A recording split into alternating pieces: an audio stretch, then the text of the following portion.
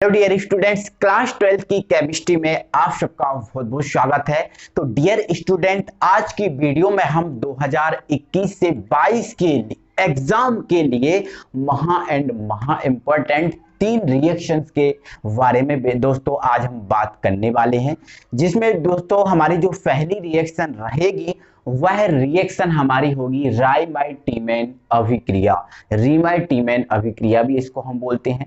Second जो हमारी reaction रहेगी बेटा वो हमारी रहेगी कोल्वे या कोल्वे सिमिट अभिक्रिया। और थर्ड जो हमारी रिएक्शन रहेगी बेटा वो रहेगी विलियमसन अभिक्रिया। विलियमसन अभिक्रिया, इन 3 अभिक्रियाओं को बहुत अच्छे से हम कंप्लीट करने वाले हैं बेटा। ये महा इंपॉर्टेंट रिएक्शन है जिनको आपको करना बहुत जरूरी है। इनको बिना पढ़े तो आप एग्जाम में बिल्कुल मत जाना बेटा, ठीक है। तो विद थ्योरी के साथ हम इनको कंप्लीट करने वाले हैं। तो आइए हम इसको स्टार्ट करते हैं। यदि आप सबसे पहले हम राइमाइटीमेन अभिक्रिया की बात करें तो ये राइमाइटीमेन अभिक्रिया किसने दी, क्यों इस राइमाइटीमेन अभिक्रिया इसका नाम पड़ा? तो बेटा एक राइमाइटीमेन नामक वैज्ञानिक थे, उन महोदय ने इस अभिक्रिया को दिया था, इसलिए इसका नाम राइमाइटीमेन पड़ा। बेटा ये जो राइमाइटीमेन अभिक्रिया है जो है ना, ये फिनॉल की अभिक्रिया है। किसकी अभिक्रिया है बेटा? ये फिनॉल की अभिक्रिया है। इसमें हम क्या करते हैं बेटा, इसमें जो फिनॉल होता है, ये रहा आपका फिनॉल, ये रहा आपका बेटा फिनॉल, ठीक है। तो इस फिनॉल को हम क्या करते हैं बेटा, क्लोरोफॉर्म, ये रहा आपका क्लोरोफॉर्म। और फिनॉल को हम क्या करते हैं, क्लोरोफॉर्म और NaOH, फ्लोरोफॉर्म और क्या NaOH है ना, के साथ बेटा हम गर्म करते हैं 60 से 70 डिग्री सेल्सियस ताप पर। 60 से 70 डिग्री सेल्सियस ताप पर इस फिनॉल को हम गर्म करते हैं। तो यहाँ पर हमने लिख दिया ये फिनॉल, ठीक है। ये बेटा ये जो क्या है, क्लोरोफॉर्म है, तो ये हमने लिख दिया क्लोरोफॉर्म, क्लोरोफॉर्म। और ये आपका बेटा सोडियम हाइड्रोक्साइड है ना। तो हम फिनॉल को बेटा क्लोरोफॉर्म और NaOH के साथ 60 से 70 डिग्री सेल्सियस ताप पर गर्म करते हैं। तो बेटा इसमें होता क्या है, इसमें बेटा क्या होता है ना, ऑर्थो पर कुछ ना कुछ जाके कहाँ जुड़ जाता है, ऑर्थो पर जुड़ जाता है, ठीक है। तो ऐसी कंडीशन में आपको बेटा पता है जो बेंजीन है, इस बेंजीन में कितने कॉर्नर होते हैं बेटा? 6 कॉर्नर होते हैं। 1 2 3 4 5 6 कॉर्नर होते हैं। और बेटा प्रत्येक कॉर्नर पे एक कार्बन और एक हाइड्रोजन, जैसे यहाँ दिख रहा है कार्बन हाइड्रोजन, ऐसा प्रत्येक कॉर्नर पे होता है ना। तो जहां की मर्जी हम वहां का H ओपन कर सकते हैं। तो ऐसी कंडीशन में बेटा ऑर्थो, देखो आपको पता भी होगा बेटा, ये जो भाग होता है ये वाला और ये वाला भाग जो बेंजीन है उसमें कहलाता है ऑर्थो, है ना। ये वाला भाग बेटा कहलाता है मेटा, ये वाला और ये वाला मेटा, और ये वाला भाग जो है ना बेटा वो क्या कहलाता है, पैरा। तो ऑर्थो, मेटा और ये पैरा। तो प्रत्येक कॉर्नर पे एक कार्बन और हाइड्रोजन होता है। तो बेटा यहाँ पे ऑर्थो वाला यौगिक बनता है। कौन सा यौगिक बनता है? ऑर्थो वाला, ठीक है। तो हम ऐसी कंडीशन में क्या करेंगे बेटा, ऑर्थो का H ओपन कर लेंगे। क्लियर हुआ?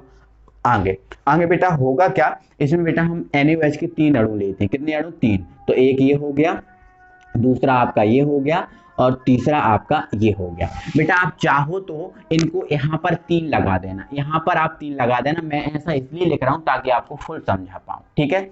तो बेटा ये 3 अणु क्यों लिए ये बता दे रहा हूँ। बेटा आप देखो यहाँ पर Cl कितने हैं? 3। और Cl पे आपको पता है बेटा 1- होता है। कितना होता है? 1-। तो बेटा 1Cl 1- है, इसको निकालने के लिए कोई प्लस वाला तो चाहिए, कोई प्लस वाला तो चाहिए। तो आपको पता है बेटा Na पर क्या होता है? प्लस। तो 3Cl को बाहर निकालने के लिए 3 Na चाहिए। तो ऐसी कंडीशन में क्या होगा बेटा, ये तीनों Cl तीनों Na के साथ बना लेंगे बेटा 3NaCl, 3NaCl, और 3NaCl हो जाएगा बाहर, 3NaCl हो जाएगा बाहर।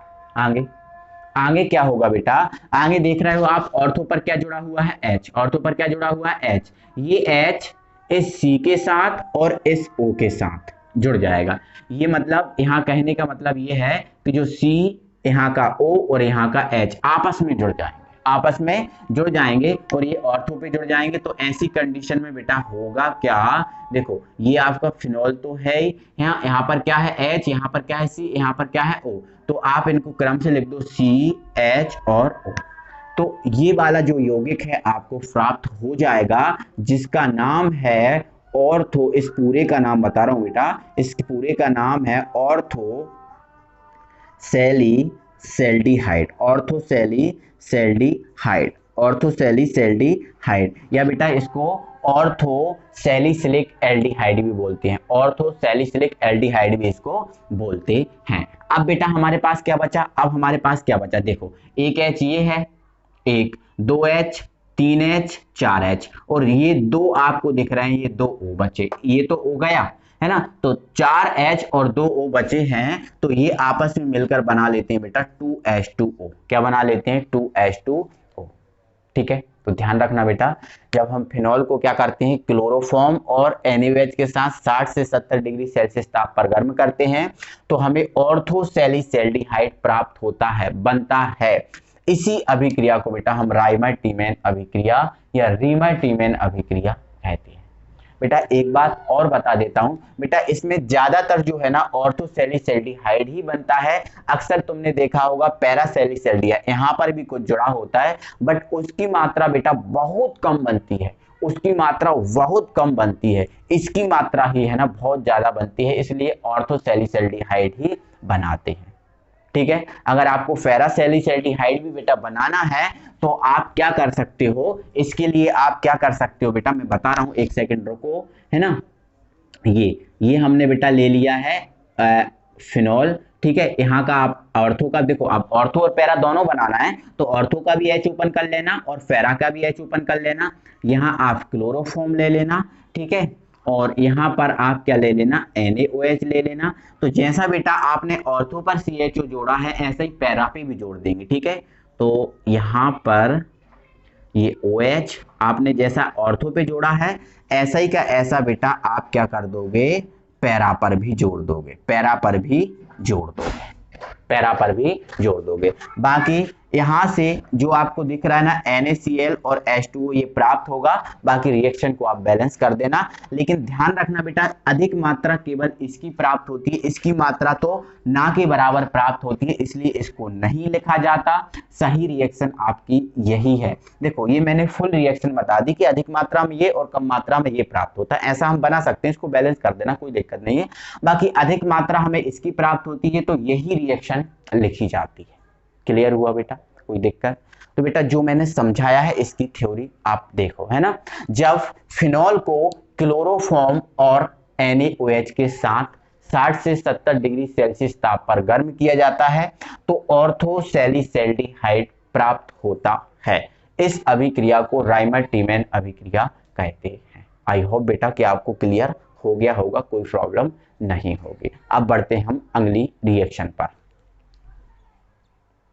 बेटा नेक्स्ट जो हमारी अभिक्रिया है बेटा, वो है हमारी कोल्बे-श्मिट अभिक्रिया, या इसको ना बेटा हम शॉर्ट फॉर्म में कोल्बे अभिक्रिया भी बोलते हैं। तो कोल्बे या कोल्बे-श्मिट अभिक्रिया बेटा हम बात करेंगे।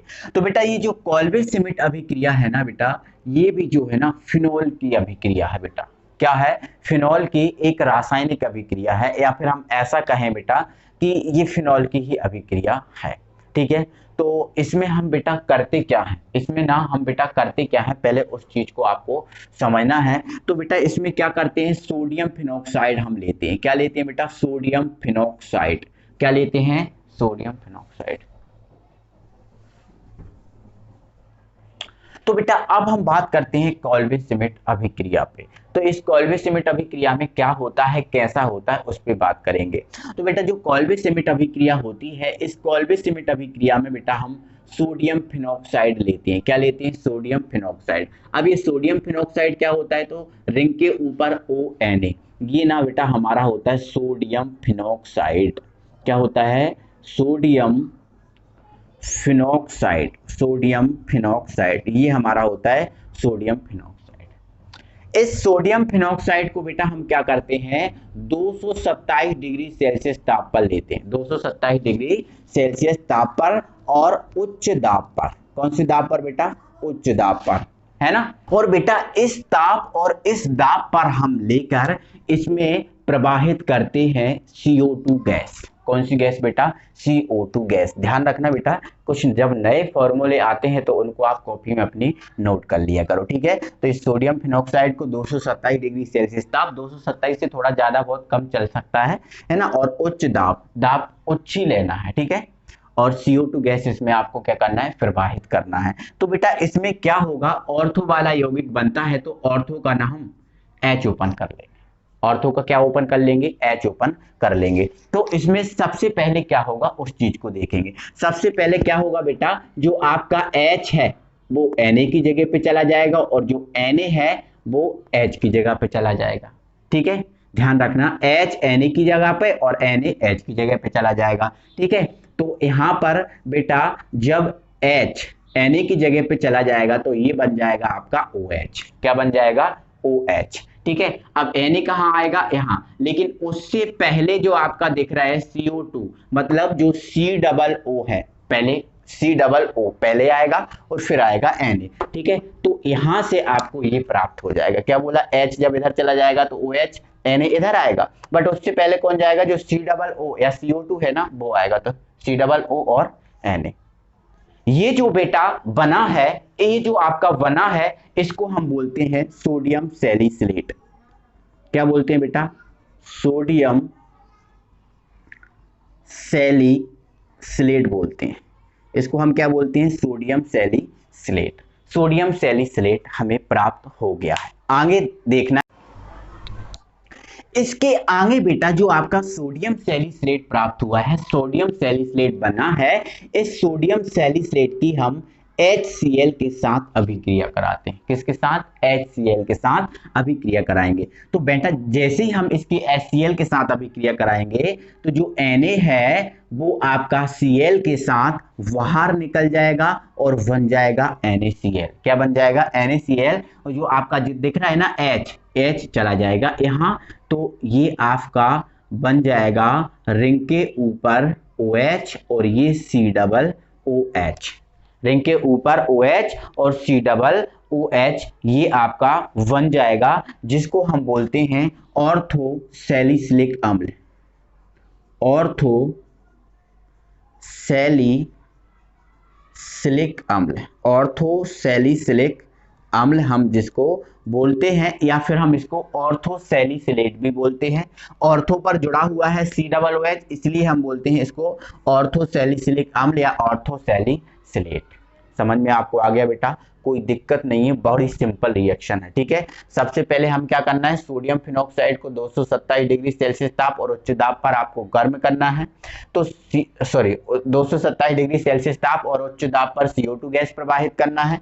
तो Na और H आपस में बदल जाएंगे और COO यहाँ जाएगा, तो ये आपका सोडियम सैलिसिलेट बन जाएगा, जिसकी हम HCl के साथ फिर से रिएक्शन कराएंगे तो NaCl के साथ बाहर और H आ जाएगा इधर, तो जो आपका ऑर्थो सैलिसिलिक अम्ल प्राप्त हो जाएगा। बेटा कुछ नहीं करना, बड़ी सिंपल रिएक्शन है। अब थ्योरी की बात करें तो बेटा थ्योरी में क्या जाएगा, सोडियम फिनॉक्साइड को 227 डिग्री सेल्सियस ताप और उच्च दाब पर CO2 गैस प्रवाहित करने पर सोडियम सैलिसिलेट बनता है, जिसकी HCl के साथ अभिक्रिया करवाने पर ऑर्थो सैलिसिलिक अम्ल प्राप्त होता है। इस अभिक्रिया को बेटा हम कॉल्बे श्मिट अभिक्रिया कहते हैं। आई होप बेटा आपको समझ में आ गया होगा। अब हम बढ़ते हैं आगे। नेक्स्ट बेटा हमारी इंपॉर्टेंट जो रिएक्शन है वो है हमारी विलियमसन अभिक्रिया।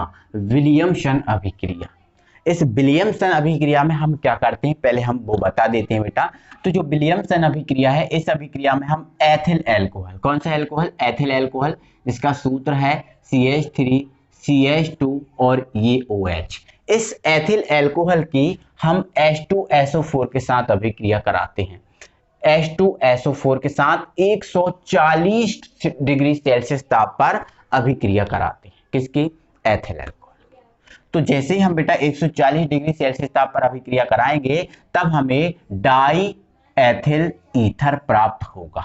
डाई एथिल ईथर, दो हमें एथिल और ईथर हमें प्राप्त होगा, मतलब डाई एथिल ईथर प्राप्त होगा। इसको हम विलियमसन ईथर भी बोलते हैं बेटा, हम इसको विलियमसन ईथर भी बोलते हैं। बट ये जो अभिक्रिया है बेटा दो पदों में कंप्लीट होती है। कितने पदों में, दो पदों में। कैसे, उसको हम समझेंगे। ठीक है, तो देखो पहला पद, पहले पद में क्या होगा, देखो पहले हम क्या करेंगे, एथिल एल्कोहल लेंगे। तो ये हमने लिया CH3, ये CH2 और ये लिया हमने OH। ये हमने क्या ले लिया बेटा, एथिल एल्कोहल। इस एथिल अल्कोहल की हम H2SO4 के साथ अभिक्रिया कराएंगे तो ये रहा H2SO4। बेटा हम जो H2SO4 है इसके साथ अभिक्रिया कराएंगे और ये अभिक्रिया बेटा हम 140 डिग्री सेल्सियस ताप पर कराएंगे, 140 डिग्री सेल्सियस ताप पर। तो होगा क्या, तो बेटा पहली स्टेप में क्या होता है, जो आपका H2SO4 है इसको हम थोड़ा दूसरे तरीके से लिख दे रहे हैं, जो H2 थे उनको हमने अलग अलग लिख दिया इस टाइप से, है ना। तो जैसे ही बेटा पहली स्टेप में जब हम 140 डिग्री सेल्सियस ताप पर इस एथिल अल्कोहल की इसके साथ रिएक्शन कराएंगे तो ये H और ये OH आपस में क्रिया करेंगे और बना देंगे जल, और जो आपका HSO4 बचा है ये HSO4 इसके साथ जुड़ जाएगा, तो ये रहा आपका CH3, ये रहा आपका CH2 और ये HSO4। ये क्या है, एथिल, और ये क्या है, सल्फेट, लेकिन H लगा है तो बाई सल्फेट हुआ, ठीक है। तो ये आपका हो गया एथिल वाई सल्फेट, तो ये आपका प्राप्त हो गया एथिल बाई सल्फेट। तो एथिल बाई सल्फेट आपको ये प्राप्त हो गया है, एथिल बाई सल्फेट, और यहां से जो जल है ना वो बाहर निकल गया। ये पहला पद है, ये कौन सा पद है, पहला पद। और अगले पद को देखते हैं तो हम लिख देंगे यहां पर दूसरा पद। कौन सा पद, दूसरा पद। तो अगले पद में क्या होगा बेटा, जो एथिल वाई सल्फेट है, जो दिख रहा है ना आपको, एथिल वाई सल्फेट दिख रहा है ना, ये एथिल बाई सल्फेट फिर से एल्कोहल से, जो एथिल अल्कोहल है फिर से एथिल अल्कोहल से क्रिया करेगा। जो एथिल बाई सल्फेट है ये फिर से एथिल अल्कोहल से क्रिया करेगा। देखो कैसे, देखो ये रहा हमारा ethyl by sulphate CH3 CH2 HSO4, ये एथिल बाई सल्फेट है, फिर से इस अल्कोहल से क्रिया करेगा। तो अल्कोहल आपका ये है एथिल अल्कोहल, तो CH3 CH2 और ये आपका OH। क्लियर है। सुविधा के लिए बेटा अगर हमें और अच्छे से समझना है तो इसको हम उल्टा करके भी लिख सकते हैं। उल्टा करके कैसा, OH यहां से CH2 और CH3, है ना। मतलब इसका यही है कि ये CH3 CH2 और OH है, इसको हमने बस उल्टा करके लिख दिया, इसको आगे, ठीक है, और इसको पीछे उल्टा करके लिख दिया। तो ऐसी कंडीशन में क्या होगा बेटा, जो H दिख रहा है HSO4 से क्रिया करके फिर से ना आपका H2SO4 बना लेता है। फिर से क्या बना लेता है, H2SO4 फिर से बन गया, और यहां से ये एथिल और यहाँ O और ये एथिल, ठीक है। तो ये CH3 CH2 ये O, ये CH2 और ये CH3, देखो एथिल ये है और एथिल ये है, और ये आपका ईथर समूह है। तो एथिल एथिल कितने एथिल हैं, 2, तो इसको ही हम बेटा बोलेंगे डाई एथिल, और ये आपका क्या है, ईथर। तो ये आपका डाई एथिल ईथर प्राप्त हो गया। तो बेटा यही है हमारी अभिक्रिया जो 2 पदों में कंप्लीट होती है, यही हम बोलते हैं विलियमसन अभिक्रिया। अब बेटा एक चीज और मैं इसमें आपको बता दे रहा हूं कि देखो यहां से आपको जो सल्फ्यूरिक अम्ल फिर से बना है, प्राप्त हुआ है, ये फिर से एथिल अल्कोहल से क्रिया करेगा, एथिल बाय सल्फेट बनाएगा, और एथिल बाय सल्फेट फिर से एथिल अल्कोहल से क्रिया करेगा और फिर से डाई एथिल ईथर बनाएगा। तो ये जो क्रिया है ना, कंटिन्यू लगातार ये अभिक्रिया चलती रहती है, कंटिन्यू चलती रहती है, कभी रुकती नहीं है। कंटिन्यू ये अभिक्रिया चलती रहती है जब तक कि पूरा ethyl alcohol die ethyl ether में ना बदल जाए। कंटिन्यू अभिक्रिया चलती रहती है, इसलिए बेटा इस अभिक्रिया को हम विलियमसन की आविरल निरंतर या सतत ईथरीकरण विधि भी बोलते हैं। इस चीज को भी आप नोट करके रख लेना। आई होप बेटा ये सब तीनों अभिक्रियाएं आपको समझ में आ गई होंगी अच्छे से। तो दिल से बेटा आप वीडियो को लाइक कीजिए, अपने फ्रेंड सर्कल में शेयर कीजिए, और अगली वीडियो में बेटा हम फिर मिलेंगे आपसे। तब तक के लिए थैंक यू वेरी मच।